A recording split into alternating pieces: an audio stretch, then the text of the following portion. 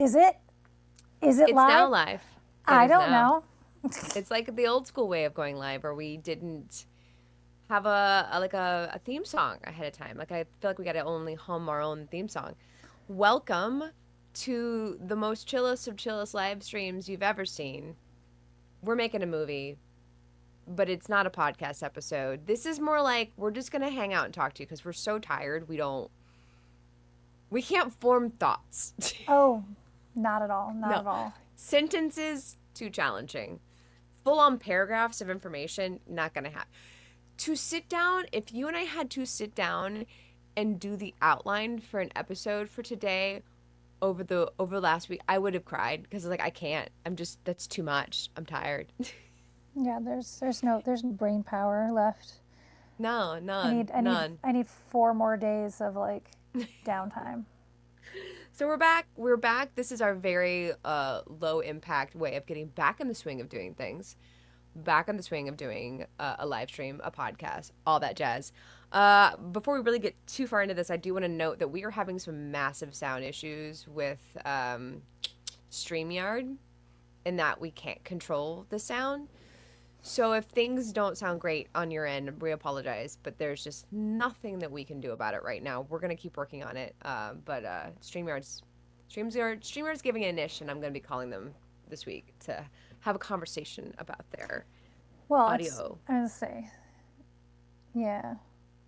I don't know. It's not just this week, but No, it's not been just whatever. this week. We'll figure it out. Yeah. Yeah. Just a heads up. We don't normally get to do this, so I'm going to talk to you directly. David Faith, hi. Stephen Brown. Josh Howard, do you recognize that name? I don't recognize that name. I'd have to see it. I'd have to see it. Josh Handel, comment again so now they can see it. Jackson, good to see ya. Shannon West, I owe you an email. I know Josh. I know Josh. You know Josh? Josh is a Utah actor. I reached out to Josh and he never got back to me. I was trying to get him to calling you out. I was seeing if he was going to be at the Utah International, so we could. I was gonna ask him to do one of our table reads, and then he just never got back to me. Yeah, called you out, Josh. Shannon, I owe you an email. I've been trying to write it for a week, but brain power no worky. But I will email you very soon. Wrote one, but I honestly need to check and see if I sent it. I did it. I did it, but brain no worky either. Yeah. I've mentally wrote my response email several times now at this point, like, and reread the original. It's a whole thing, Shannon. This is just who we are inside. Justin Wheeler's there. Hi, Justin. Justin's got a lot of firsthand experience because Justin got to come with us for the entire month of filming. It was fantastic. Thank God he came. Good Lord. I don't think we would have. I think my parents would have died without Justin because there's just so much work to do. Like, good Lord. Yeah. And then who would my dad have hung out with? He had so much fun having a buddy to play in the sandbox with. Yeah, they had fun. And then I was very thankful to have him on the drive. Yeah. Oh, I my bet. gosh. Yeah, no joke. Yeah, those drives are imagine. brutal on your own. Yeah. Mm-hmm. Yeah, those are brutal. I remember doing those in Texas on my own, and they suck. I can do I can do one, like multiple days of that. No. So I did a 3-day drive out there, did 3 9-hour days. On the way back, we only did, I think our longest day was 8. Okay. We did 4 days though. And and that last day was only 5 hours. 5, yeah. Easy peasy. Yeah. The longest 5 hours ever. Hey, Desiree Gonzalez, welcome to our very, very chill, not a podcast, not a podcast live stream. This is not real. This isn't really happening. Shannon wants to know about the gang signs that Justin was flashing in the group photo. I'm pretty sure it was "I love you." Justin's part of that "I love you" gay.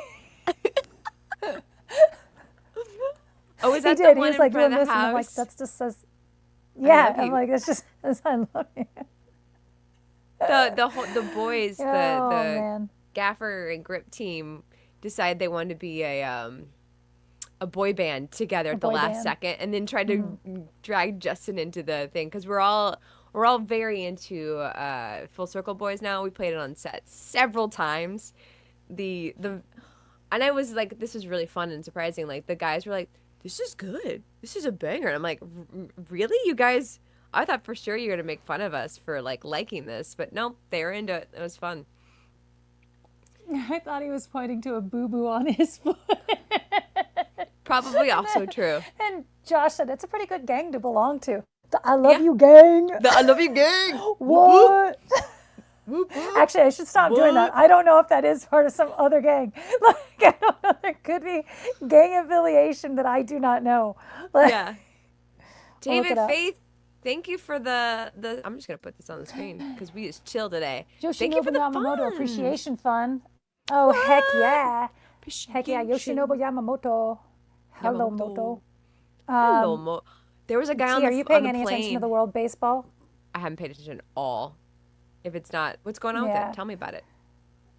So there's the World Baseball Classic starting up, which is all the countries against each other. But there's Dodger players on all the team. And there's players from all over the league go and play on different countries.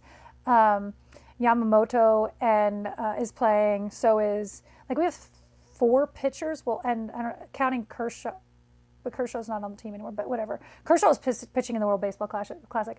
Anyway, but like Team Japan is adopted by America, right? By the Dodger fans right now, even though we want Team USA. But Japan's got Yamamoto and got I love it. Shohei on it. And Shohei in the locker room was giving a speech. And he told everyone, you have to stop admiring them. He says, you can't beat them while you're admiring them. And he says, yes, so-and-so's in the outfield. Yes, so-and-so, like all these like players that they all want to play with, you know, and it's like, but you can't admire them and beat them. So for today, you stop admiring them. I'm like, I love whatever's happening. I love it. Oh man, I'm definitely gonna put on my to-do list this year going to some games because they're so fun. My brain I just doesn't capture information well when it comes to sports, but I do so enjoy going and like the fandom of it and all the stuff. Yeah, it's fun. It's a lot of fun. I enjoy. Go Blue. Go Blue. Yeah, when I first moved to LA, like way back in the day, I had a buddy who was a big baseball guy. I was like, I'm gonna be a Dodger fan because I live here now. It was my move to become a Los Angelino. I was like, I'm committing to this. I'm staying in LA. I'm not going back home. So that was my way of. That's how you put your seeds in. Like that was my way. Yeah, that was how I put my stake in the ground. So for me, the Dodger fandom, it's more about that. Even no, I'm a Los Angelino. I belong here. And that's when the Dodgers were bad. Yeah, they weren't good. I remember they were we're not losing good. a lot because we went to a fair amount of games back then. We would go do I forget. We were somehow we were doing $20 ticket, $10 tickets or something like that. The day of, we would just go roll up and just try and get in, and we would get in and just sit there, and he would do a crossword puzzle, and I would whatever working on, and we would do work while we were at the game. That's what we did, especially during the daytime games. And we lost a lot from my memory. Yeah, the Dodgers were bad when we first moved out there. That was the Frank McCourt era. Yeah, that's what we call it. Okay. That's what we call it. Okay. Noted. It's like the Disney era, the one right before the Renaissance era of Disney. The bad era. Mm-hmm. Gotta have a bad era to get a good era. That's how this works.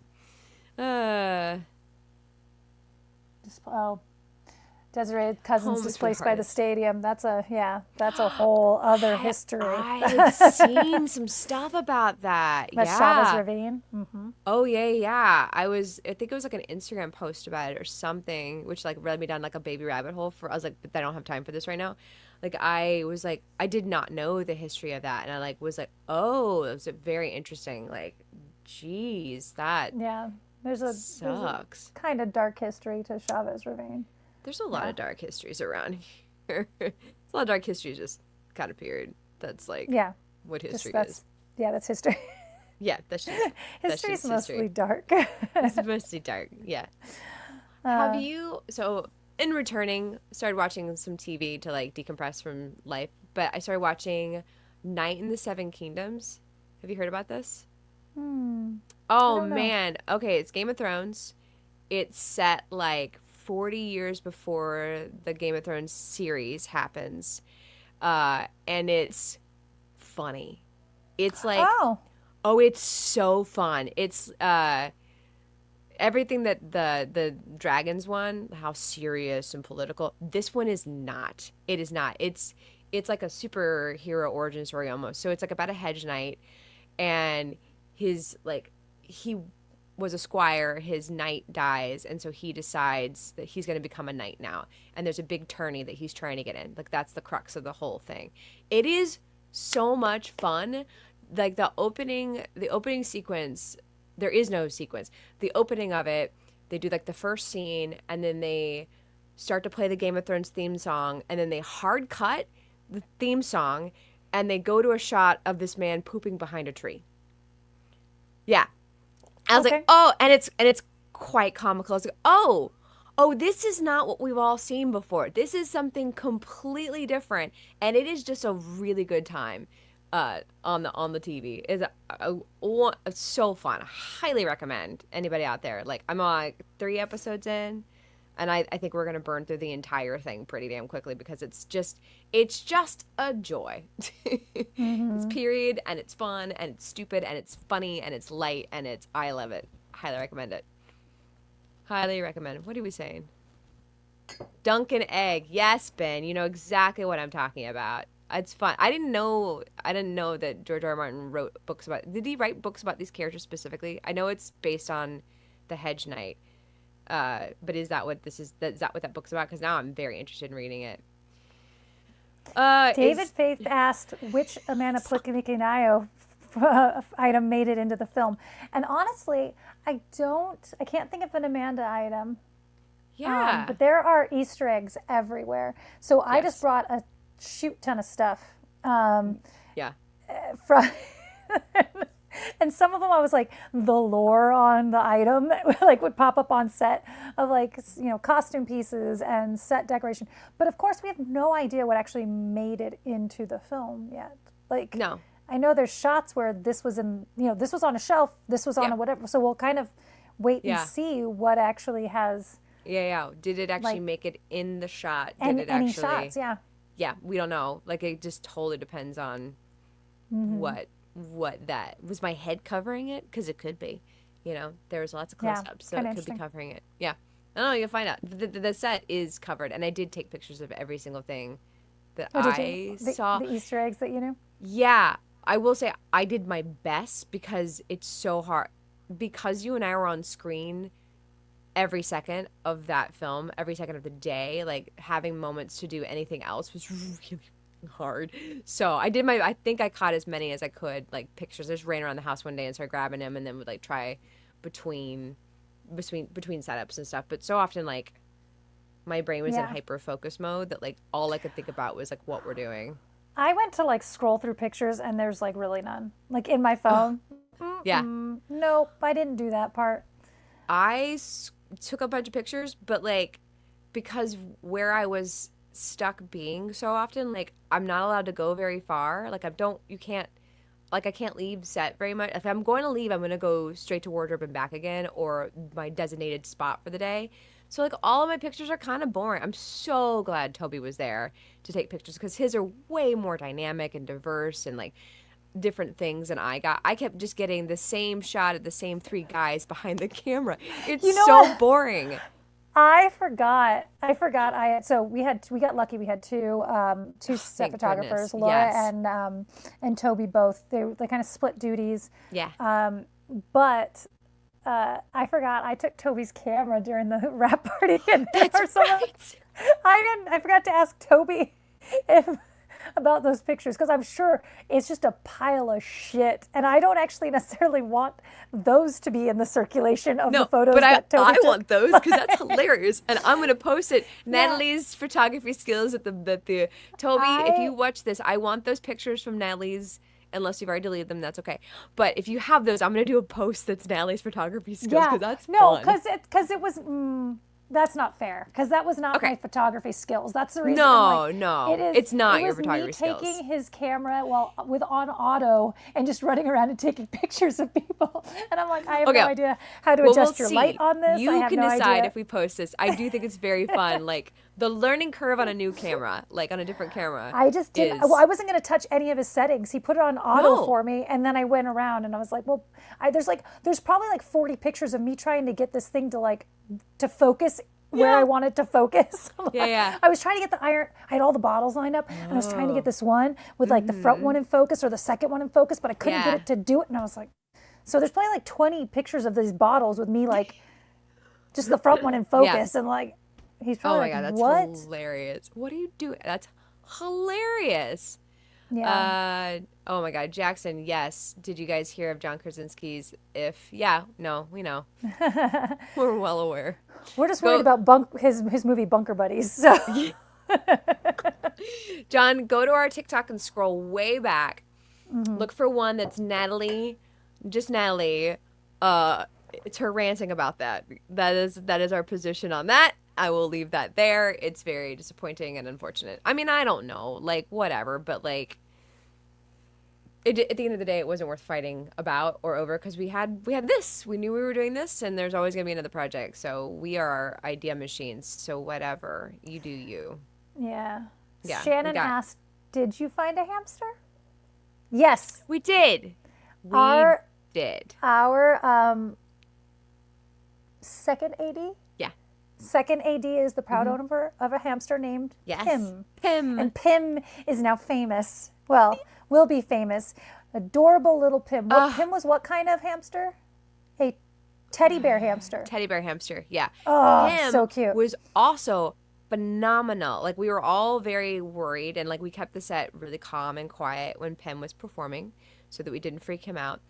And he did not want to get in the ball at first. Like, I was a little worried. I was like, oh no, I'm so worried about traumatizing this poor little rodent creature. Like, I'm such a big softie.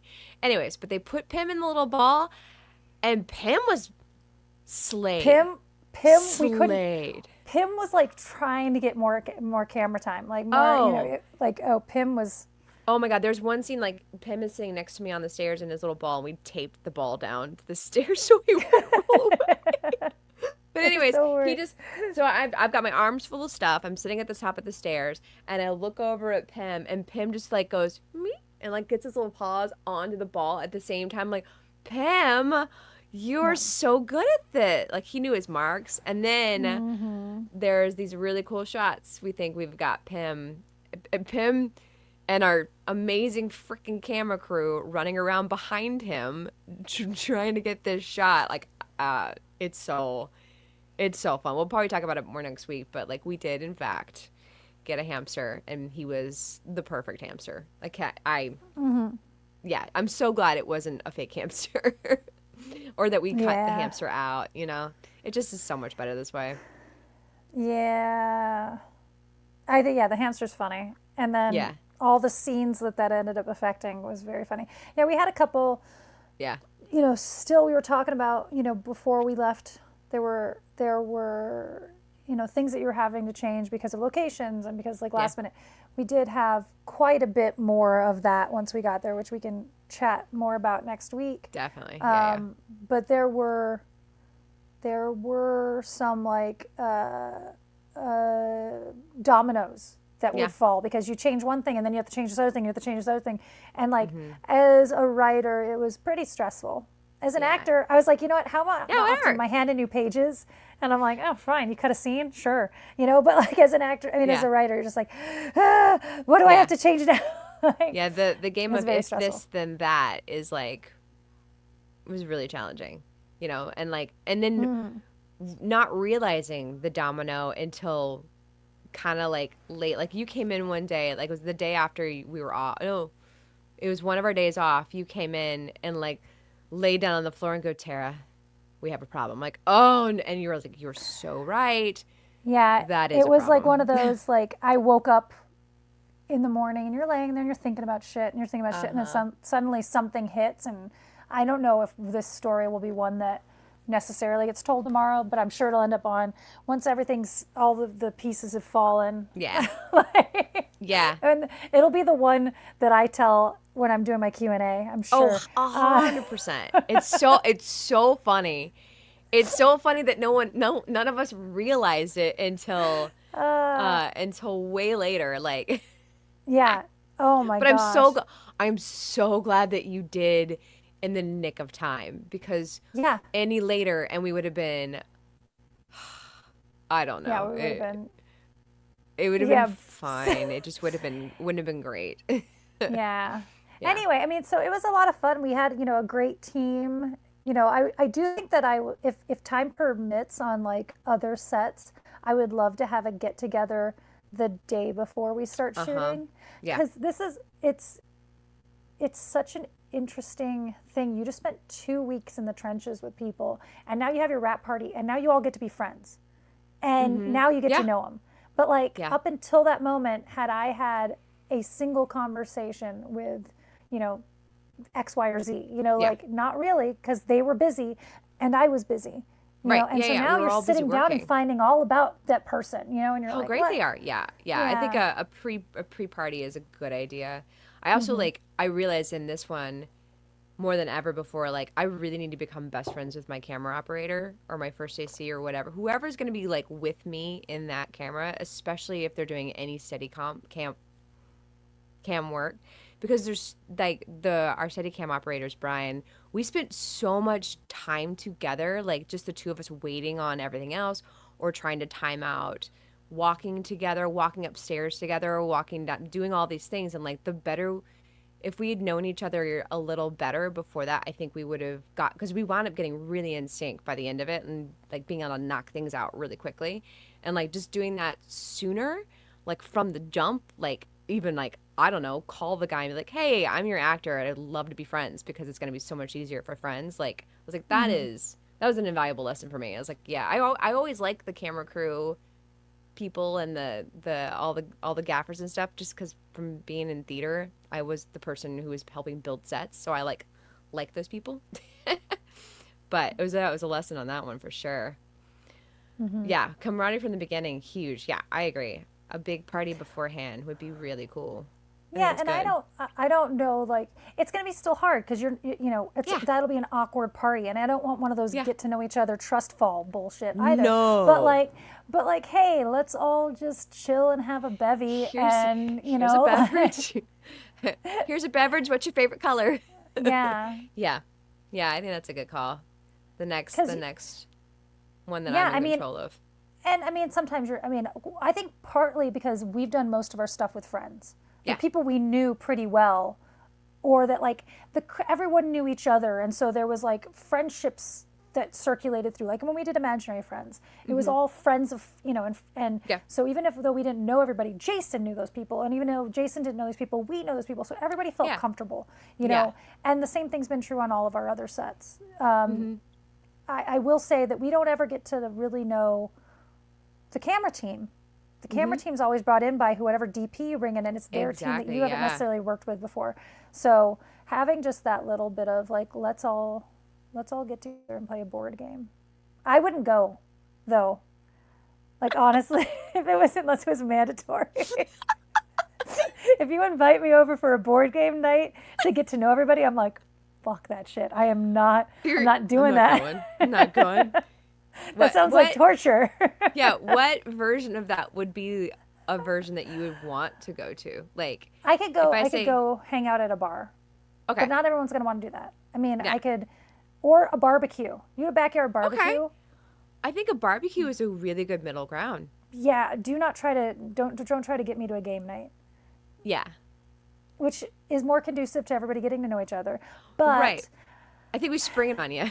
No, if we just start playing a game, I give you two glasses of Jack and Coke and go, hey, we're gonna play a game now, and like make it an easy game that doesn't. I didn't go to my work Christmas party almost because there was going to be a game night thing, and I'm like, like this is not. You guys don't want to see me at game night.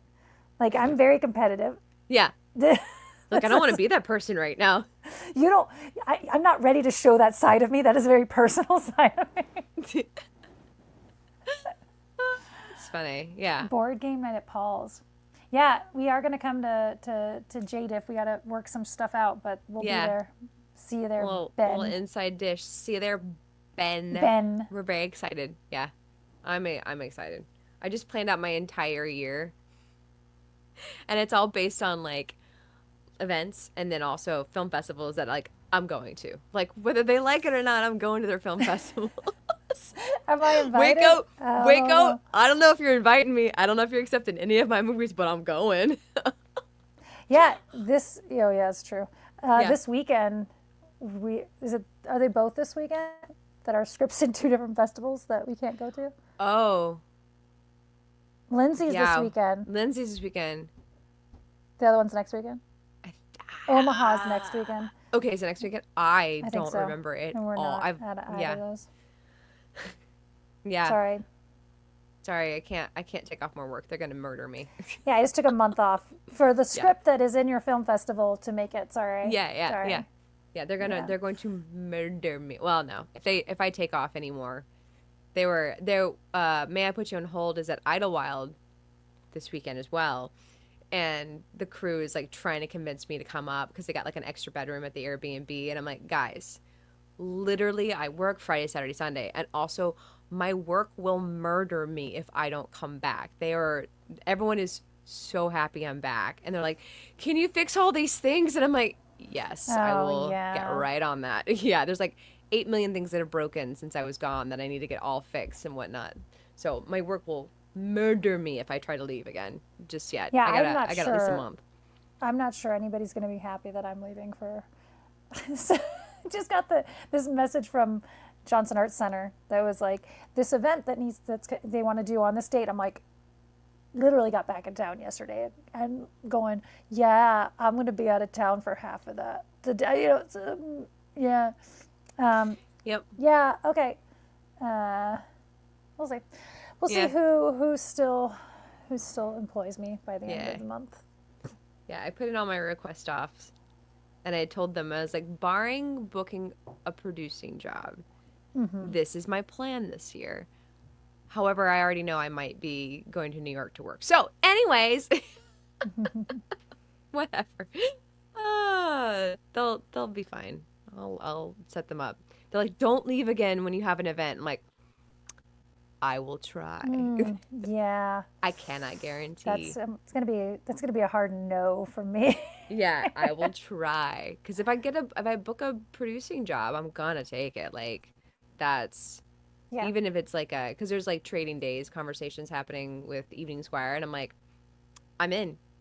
I will absolutely go trade some days in New York with you guys. I'll figure it out because my resume could definitely use it. How is the weather, Desiree?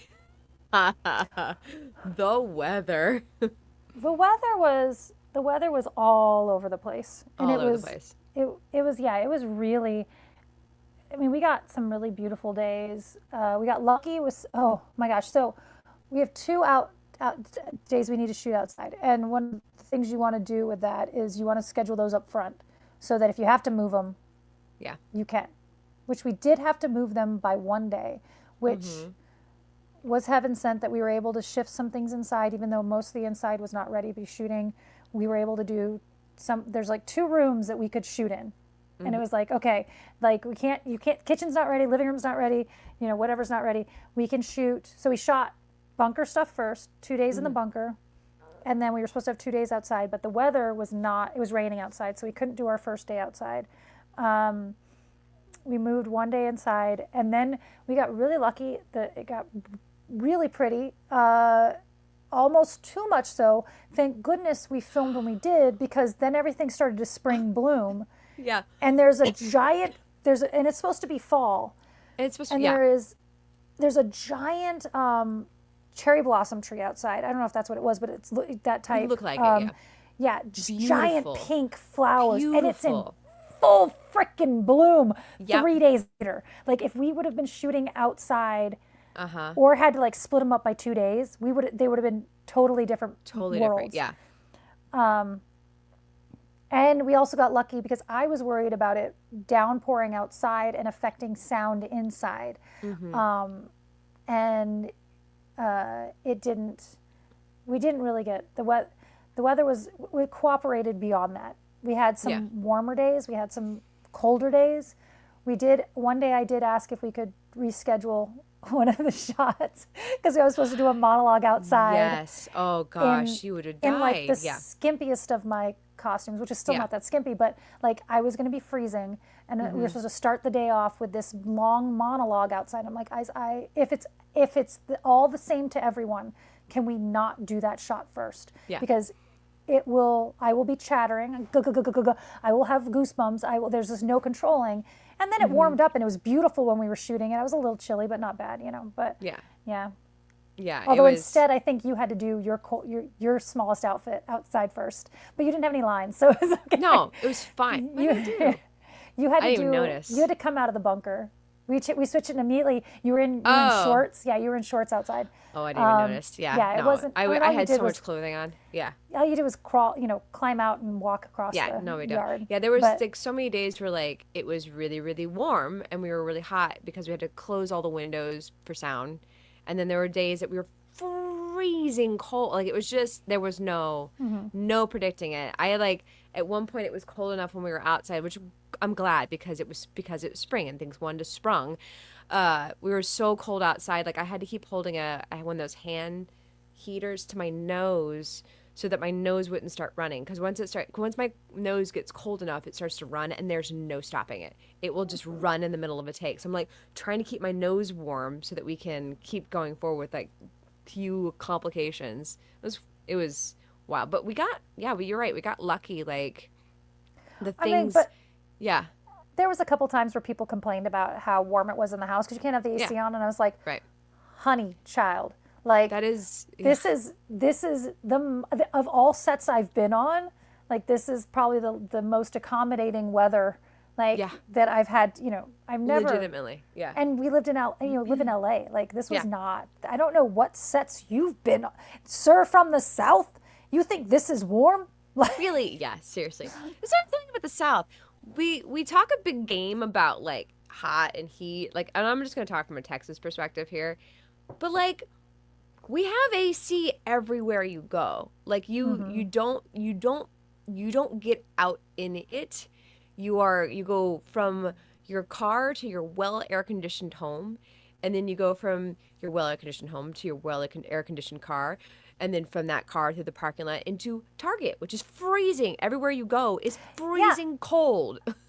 Well, yes, but I from other people I would have accepted this complaint. Yeah. It was Reed, our sound guy, and I'm like, you're the one who wants the AC off, sir. Like, I mean, you have to be you have to be the one not complaining about it being a tiny tick warm in here. Now, I think actually it was funny because the next day everyone showed up in shorts. I think it was just that the shift, everyone was still dressed for the day before weather. And that was really all it was everyone was just like, why am I? Yeah. Yeah, we kept trying to go ahead. No, I was just saying it was funny because it was Reed, and I was like, Reed, like, Reed, you're the one who wants the AC off. Like, so don't start with that. Yeah. And not just you need it off. But yes, you should be the one just saying, oh man, guys, I'm sorry it's so hot. I know it's me, but like, whatever. But the rest of us will just turn the AC on. Like, F the sound. Yeah, but that I think became not a big problem, but like the thing that we were dealing with when it came to the weather is that we kept trying to accommodate for the weather that was yesterday, trying to guess what the weather was going to do today, and never having the right clothing on. Like I had under, what are they called? Thermals.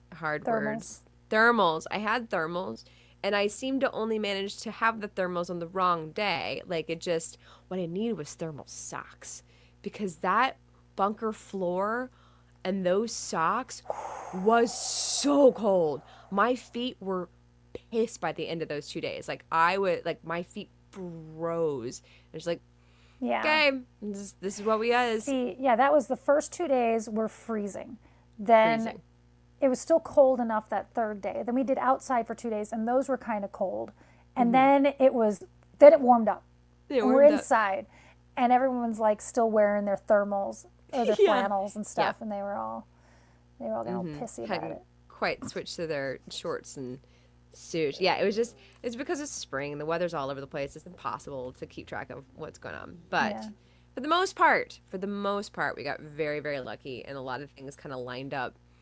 You know, it was one of those like, well, I'm glad this worked out this way because this and that and so forth. Plan C worked out. Yeah, well, I mean, even with weather-wise, like we could have been boned a whole day if it was pouring rain outside enough that we could hear it. Like, because then it would do it overnight. Overnight, we got a couple, and I got caught in a rainstorm while you were still filming. I had driven home the one night I got cut early. That's right, Like, I almost died. Yeah. Yes. But like the sky opened up and there was thundering and it was lightning, and I'm like, those would have been takes, not because it can't have weather, but because it's so one day after another that it wouldn't make sense that it's just now storming outside. Anyway, so it was, we got lucky with the way the weather behaved. Yeah, the biggest factor. And we both were like, this is why you film in LA, because it's the same thing every day here. It never changes. 72, sunny. You can't even have a mood swing. But it worked out. It was fun. And actually, it was really fun to film in Huntsville, too. I liked being in the South for a month. It was nice. Everyone's so pleasant. Everyone's so lovely. Like, just cheer. Last night, I had to work, and this guy comes at the bar, and this was a very weird exchange. So let's just say that out front. But he asked me, like, so where do you go to, like, you know, meet people or something like that. He was trying to, he asked me in the weirdest way, where can I go to a bar to like meet people? And I'm like, I'm going to level with you. You're in LA and people are like not as open to being approached in LA. Like we're not. And then the back of my brain goes, because people like you are weird, but that's not my point. Like just we don't, there's so many weirdos in LA that being approached is like, are you crazy or are you normal is a really common question you ask yourself in the back of your brain. In the South, everyone's so nice. Like everyone's, you know, chitty chatty and like lovely and fun. It was nice to like not have the LA guard up constantly, worried that you're going to be a crazy person. I only had to worry about the checkout person wanting to have a longer conversation than I had time for. That was the biggest concern. I don't know. It was funny because like I'm not coming from LA. I'm coming from coming from small town USA. Yeah. But it's still like there's still more film and stuff happening in this area than I think in Huntsville. And so for sure. You know, there were like as you talk to people, they're like, "You're making a movie?" Like it's fun. Yeah, you know, it was kind of cool. But yeah, it was fun. After we wrapped, I spent a couple days with my parents before they left town, and we like went to the movies and the bookstore and just were like hanging out. And I was buying a hair tie because my hair was making me crazy at a store, and they saw my ID or something that said California. They figured out that I wasn't from around here. Like, oh, what are you doing here? I was like, oh, I'm here for work. Oh, what do you do for work? I was like, oh, I was making a movie. And then my parents have to out me. They're like, she wrote it and she's in it. And I'm like, guys, calm down. And like the staff was like, you made a movie? That's so cool. Like all these questions about making a movie. It was sweet and fun. And I was like, yeah. And I get real self-conscious about that kind of stuff. Like I'm on self-conscious mode right now with every person that knows me because everyone's been following our adventure on Instagram. And so everyone wants to talk to me about it. But I'm so I'm like, well, this is like, it's like how for my birthday, I want to go to Disneyland by myself or with Justin. I want to go. Yeah, I don't want a whole thing. I don't want, same thing with Valentine's Day. I hate it because everyone wants to ask you, well, what'd you do? And I'm like, I don't know how to make this sound big enough to you and also small enough where I'm not sounding, you know, like all the things, like I don't know how to have this conversation with you to like, I don't know, it is weird. Yeah. Oh yeah. It's been like, everyone is so excited and so supportive and so like, you're doing it and all that. And I'm like, and I don't know how to have that conversation with anybody right now. Like, I'm so uncomfortable all the time.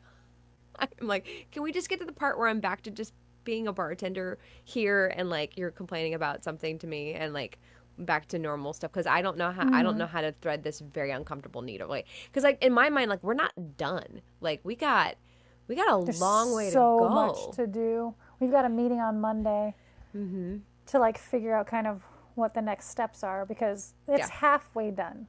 Yeah. We've done a huge feat, and I'm incredibly proud. And like, you know, I want to shout from the rooftops how cool this is. And at the same time, I know in the back of my brain, like, we have a long way to go before I can really say we made a movie, because there's so much work to do, you know, and there's a lot of stuff that's like not in our hands that we're just going to have to like, okay, like, you know, all right, let's figure it out. So I don't know. It's That's very, why I keep having to have, like, I have different experiences that I'm trying to compartmentalize the experiences. Like, I have my actor experience, I have my writer experience, and I have my producer experience on this film itself. So it's like, you know, because if this was any other movie, my actor experience is done. Like, I did it, and that was so cool, and that was so fun. And so all of that, like, I have to go and remember, like, that was so cool, that was so fun, that part is over. Yeah. Like, I mean, now it's like on any other thing I've ever done where it's like, well, we'll see. Like, what do I get back? You know, like, we'll see if it ever gets made. Like, will I ever see it? Like, that's just, I mean, half the time. That is, actor reality. I know that that's not the reality on this one, but I have to, like, still kind of let myself have that win, because that's the win on all the other ones. That's the win with every other project I ever do, is you have to take that first win of like, no, I did it. I had so much fun. I acted. I learned these things, blah, blah, blah. The bonus for that is when you get it back and it's good. Like, that is for the acting side. That's icing. Yeah. Yes. And if it's good, then you get to go and run around and show it to everybody, and that's, you know, decorative hopefully icing. other people, right? And hopefully people like it enough to get into festivals. But like, so that's the acting side of it. And so the acting side of it is kind of, it's done until I have that until the icing's there. Like, until then, that part's just done. And then there's the producing side of it, which is only, I mean, halfway done. You know, like, there's still so much left to do. The writing side is done. And honestly, like, that's the part that's the one that I just can't, like, I haven't figured out how to feel about it yet. It makes me think about Tom. Remember Tom Vaughn from way long ago, earlier episode? I'm saying this also for the audience. Tom Vaughn, writer, screenwriter, and he's just a writer. He just writes stuff. And so he talks about this, like, you know, you write it and then you sell it, and then you're no longer in control of it anymore. And like, they're going to do whatever they do to it. Like, he's come to LA to visit the set for only a couple of days while they've shot like the Winchester Mystery House, and there was a Queen Mary movie too. But like, you know, I read his newsletter the other day and was thinking about him, and like that experience of just when you just have that hat on, that like how hard that's got to be. Like, you definitely have no control. You have to let go. Like, you're not even acting in it. You're like, you don't even get to control the character's voice, because we got to be the character, so that helped us be able to control like this is what we intended with these lines kind of thing. So like, it's such if we're ever just the writers on things, that's going to be a whole different weird experience of like letting that go, because then the director gets in there, and it is still such a director's medium. Like, they just get to do what they want with your writing, you know, and change what they want. I think if I was ever just a writer on something, I'd actually want no control after. I'd want to either I want to still have control and being able to like approve rewrites and things like that. Or I want to not be anywhere near it. And it's the same way and look at it the same way as I do an actor and go, I did my part. I can only do what I can do, and what you do from here on out is on you. You know, which often you do with, you know. Oh, by the way, completely off topic. It's about acting. I saw that there's auditions for The Lawn, which was a script that we heard. Yes. Oh my gosh. Yes. Are you doing it? Do it. I'm going to audition. Yeah. You better. Oh my God. Tell them about The Lawn. It's so fun. There was this script that we heard at Utah International, and they're making it into it's going to be a series. Okay. That's right. Okay. It was a short, I think. Yeah. But I think it was, you know, anyway. It is so out there. And it is, the story is about a guy who is obsessed with his lawn, right? I mean, like, and it was the person who, we heard it during Pitch Fest for the first time, or whatever they were calling theirs. And the person who was pitching it, the writer, they were just so dry about it. Like, it was like, yeah, and he's just obsessed with his lawn. And the people were like, I don't know that you have a story. I mean, it's essentially like, and I was like, no, tell me more. Like, I need to know more about this story. Anyway, so then, and I was total fan by the end of the pitch. And then we heard the table read, and it wasn't exactly the direction that I was expecting it to go. It was much more raunchy than I was expecting it to be. Yeah, it was. However, I still am like on board. Like, I don't care how bad it might end up. I don't care. Like, is this just a guy with a camera? Like, I love this scrappiness and this attitude so much. I'm like, I want to be in this. Yeah, it's going to be filming up north, and I think there's probably no budget. I don't care.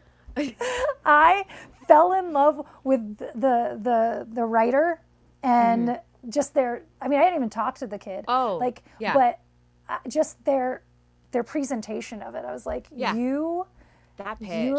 You're such an odd brain. Like, I want to know what's going on in there. And it was very, very like Mitch Hedberg in like, just that the vibe, and like with all the compliment I intend that, because like, and you and I, like, I don't know what would have happened in the rest of that room, but the second they started to speak and pitch it, you and I were like, what? We were losing it on our side of the room. We were cheerleaders for it suddenly. Oh. But you know who it reminds me of is that guy's name Tim Robinson? The actor? Yes. So that actor, I picture like those two worlds colliding. Like, he's the kind of guy that should be the lead in this thing. I don't, like, that's where my brain was going. Anyway, super aside, I saw last night, I have to figure out how to record in like the next 2 days. You gotta do it. Yeah. Tim Robbins and like the Hudsucker Proxy. Did you ever see that movie? Yeah. Oh. Yeah, it's just that's what it makes me think of. Yeah. Yeah, except for raunchy. Yeah, but raunchy. Yes. Yeah, and that's the only part that I don't necessarily like. But I'm like, like, I can man up. I can man up for a while. Do it. Oh, that's so. I'm so glad to hear that they're doing it. Like, that makes me so happy, because I love that project so much, and I'm just elated whenever I hear people like of things that I'm like, that sounds so good. Please do that. Like, that they're doing it. Yeah. Yes. And it reminded me kind of like the Feisty Goat stuff up in. Yes. Like that's, and you know how much I want to work with the Feisty Goat people. Oh, yes. Like, I want that kind of energy of like, we're just making weird shit. Like, no, let's just make weird shit. Let's go. Let's do it. It reminds me of doing sketch comedy. Like, here's just some weird sketch about, and it does remind me of Wind Up Squirrels when we were in, like, that kind of stuff that we would just do, and people are like, what are you even talking about? And we're like, you laugh or you don't. Like, we don't care. Yeah. No, whatever. Yeah, I love it. That's so exciting. Yes. I'm pulling this whole entire clip. I'm putting it up on the internet because I'm so excited for them. Like, that's amazing. I'm thrilled. Team Gizzy. Yep, Gizzy's here. She's been she's headbutting me. She has been on me like white on rice. Like, she does not leave my side right now. She's so funny. But she hasn't been as upset as usual. James, hi. She hasn't been nearly as upset. She's finally learning how to live this life. I know, sweetie. I know. Poor baby. It's so tough to be you. She got a little skinny. And then she gets mad at me. She's like, don't poke my fat. Oh, yeah. Yeah, because I poked her side. She's like, I don't like that. Yeah. She's got a little skinny while I was gone. I think she didn't eat very much. Like, I think she did, but like, she feels a little bony on the back. I thought I was gaining weight while I was out of town. I was convinced. Me too. I was like, because we ate like kings. We did. Like, and it was so good. I was like, I'm gonna take another bite. Like, I'm not gonna. I usually stop like early because I don't like being full. But like, I did not do that. No, weird. Nope. I mean, I definitely look softer, but I think Yeah. many reasons. But yeah, I had stepped on a scale and I was like, oh, still exactly the same weight as I left. That's same weight. insane. Like, how? But whatever. I mean, I'm gonna start going on walks and working out again. But like, yeah, because a month of I could definitely see in my legs that I was not walking enough steps a day. Like the texture of my legs is definitely not as like strong. My Finch barely survived. Oh, thank you for my whistle, by the way. Oh yeah. Thank you. I was so excited. You were driving, so I was like, I made I sent you one text. I was like, I'm not bothering her the rest of her drive. She needs days off from talking to human creatures. But yeah, thank you for my whistle. It's very exciting. Yeah, I don't know how I did it, but somehow Pitt made it through without, I mean, obviously those things, I mean, like, he's not going to get hurt. Like, no. My streak's still alive. Yeah. Streak's still alive. I did like 420 days. Wow. That's wild. I'm not at all. I'm like 60. But like, now that I have my little, so just so you all know what's going on here, in case you don't know, Finch Corner. Finch is an app. It's a self-help app. It is a gigapet that's connected to you. Your Finch has a micro pet, which we're very obsessed with the micro pets. This is a whole thing. If Finch is listening, we would love to be your advocates. Please sponsor our podcast, and also please don't make Finches, make micro pet stuffed animals. Okay, that's everything about that. So this self-help pet that we're obsessed with, both of us, has helped us maintain healthy habits. And right now, my Finch is dressed up like Ted Lasso because I needed some joy in my life. And I was looking for a yellow lanyard whistle for like weeks, because you don't get to go buy things for your Finch. You build up points, but you can't you have to like be offered things. So I was like trying to trick the algorithm into offering me yellow things so that I could get a yellow whistle. So that I could be Ted Lasso. It's insane. So instead it offered it to me, and I'm like, oh no. Which is great. It was great. Did you see I sent you a stick again at one point? I just keep sending you sticks. I have multiple sticks. I don't know. It's hysterical to me to just randomly send you sticks. It's so funny. Well, I never did. When Shannon joined, I bought a shovel to send to her. And I never sent it to her. I think it might be equipped right now. But I don't know why I thought it was so funny. And then I was like, God. I don't know if anybody else will find this funny. And so I chickened out to sending it to you, Shannon. But I bought you a shovel. Shannon would find it funny. Yeah, I thought so. But like, I couldn't, I don't know. I Shannon's is in Scotland right now. It's finishing its trip. I'm in Paris right now. It's been ooh la la. Though we did take a detour for the Wonderland thing. Yeah. And then it was going to charge me to send me back to Paris. I was like, you're not charging me $300 to go 300 rainbow stones to go back to Paris. Mine had sent me back for free. Natalie's right. I'm not read 6 pages of complaint about me. Just give me the gist of it. Oh yeah, from our we did the actually that was me, David. We did the Reddit with friends, and that they had like many pages. I was like, first off, if you're writing me that many pages about me and it's all negative, I'm not reading it. I'm not reading a positive one. Like, I'm not reading that much of anything. Like, give me a bullet point of that, and then we could talk about it. Like, I don't know what that means. Okay. Yeah, that was me. Oh man, which reminds me, this is really off topic, but I think it's hilarious. My neighbors are these gentlemen who come home late at night and talk really loud after 11 o'clock, and they smoke cigarettes and throw their cigarette butts into my yard, which drives me crazy. It doesn't make any sense. It's so rude. Get an ashtray. So I now have this fun hobby of throwing them back over the fence line. It is so fun to me to do this. Oh my God. And like yesterday I had noticed that my driveway was covered in them. So I just went down my entire driveway and threw them all over. And then 2 of them came out, and they don't speak English. They speak a different language. I don't know which one. I mean, they do speak English, but like not to each other.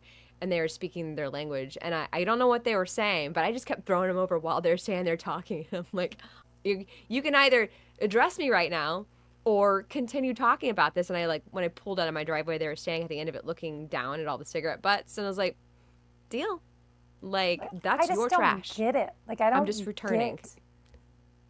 what is it about being a smoker that somehow creates a Venn diagram of like complete utter lack of respect when it comes to that? Like, you think that just throwing it over the fence line means it's gone? Like, no, I have to deal with it now. Like, and I'm not gonna. Yeah, that's the part that I'm like, it doesn't like what. No. Like, are you hiding the evidence? Do you think that like, are you not allowed to smoke there? Yeah. And like, is that what's happening? I mean, because I can't even think of the motivation to Just throw it over the fence. It's so weird. Yeah. But I see smokers do this where they smoke a cigarette and somehow that's not trash to them. And they just throw they it just throw them somewhere. on the ground. Yeah. Mm-hmm. That is trash. That is the worst trash. That trash was in your mouth. Like, I will say you can't put it into a trash can. You'll start a fire. That's fair. Get up So, an ashtray. But yeah, like, no, I mean, there's still no excuse. You don't get to litter. But No. you Get an ashtray. If you put it directly into a trash can, living and working in Las Vegas, I put out a lot of fires. Oh, yeah. No, that's totally fair. 100% fair. Get up an ashtray. Go get it. Go get one of those big stand-up ones that you put at like a restaurant or something outside the front and put it on your Like, the next time I see the landlord, get a bucket. It's not that hard. Like, I mean, seriously, a Corona, gift them a Corona bucket. Just bring one from work and write for your butts. And give it. I might do that. That will be my one. I'll put some sand in it. That'll be my one attempt at being kind. I'll do that and leave it for them on in their driveway. But like after that, the next time I see their landlord, we're having a conversation. 100%. Because like there's too many times that I open my window at like midnight and I go, guys, shut up. Like, I'll try it nice first, and then I finally say, they're not no, but great seriously. neighbors to begin with, yeah. No, they never are. This is a rotating thing of people that come in and come and go. And, like, so I'm constantly dealing with new people all the time. But, like, this has been Tara's gripe corner. Yeah, but it's just insane. Yeah, get a Corona bucket from work, put some sand in it, write for your butts on it. For your butts. We'll start there. And then after that, we're having they all moved out at one point, and a bunch of them moved back in. But they were really egregious with the sound ordinance. And, like, it's not just me. It's my neighbors behind me who are, like, all these little families with kids. And the sound just bounces straight up into their windows. So, like, on, like, 2 layers, it bugs me. Like, I don't want to hear it either. And it's 2 a.m, and you guys are being loud. So I finally, like, went over there, marched myself over there when a bunch of them were out there. And I go, listen, you need to shut up after 11 a.m. That is the sound ordinance. It is the law. If you do not start doing this, I will start calling the cops. The fee for this, every time I call the cops, is $500. And you will be paid. Like, I, like, lectured this little group of men. And they kept trying to interrupt. Like, nope. No, I'm done with you. I have asked you so many times. Like, I was definitely a Karen that day. And I don't care. Standing up for sound. I don't Karen. I don't Karen. Screw it. Yes, I am that nosy neighbor lady. Yes, I am aggressive when I finally get down to it. Am I scared of you? No. Whatever. It was a thing. Keep you posted on the excitement next door. Whatever. It's so fun. I don't get it. All right, we're winding down here. We both have so much to do. We got to catch up on the work and all the departments and stuff. Thank you for joining us for this random, not a real podcast, not a live stream. We'll be back next week with an official recap of the filming experience. We'll like write an outline and everything about all the things that we want to tell you guys about it. And we're going to be heading into, actually for a little bit, for the We're Making a Movie podcast, we're going to go back and retread the filming experience and try to bring on as many of our co-creators as possible. So like our camera team, our gaffer, our lighting crew, all that stuff. We're going to be bringing on as many people who are willing to do an interview to talk about their experience of making this movie with us, because a lot of people were either new to their position or punching above the weight class with us, which was really, really fun. So I think it's going to be enjoyable. And then after that, I don't know how long that's going to take. After that, we're going to get into post-production conversations. So, like, there's a lot to talk about with post, and there's a lot to do. You wouldn't think it, but we're even going to be doing, like, VFX stuff, and there's a lot. So we got a lot of stuff. it was interesting. We were sitting around having a little like postmortem, a very, very small debrief with the team, you know, like having brunch after our television appearance. Anyway, Yeah. and the realization of like, okay, we actually have work to do right now.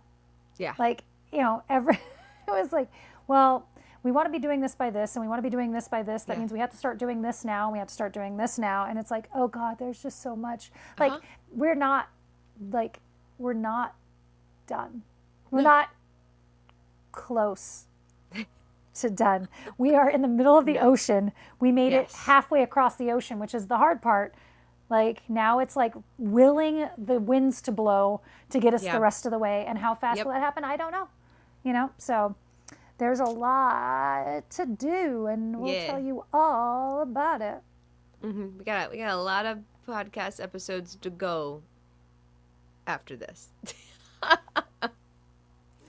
Yeah. At least another year of podcast episodes to go. Oh, whatever. Yeah. Anyways. All right. Well, thank you for joining us today. We'll see you guys next week at the same usual time. And we'll be back to our very professional podcasting vibes. Yeah. All right. See you guys later. Bye. Bye.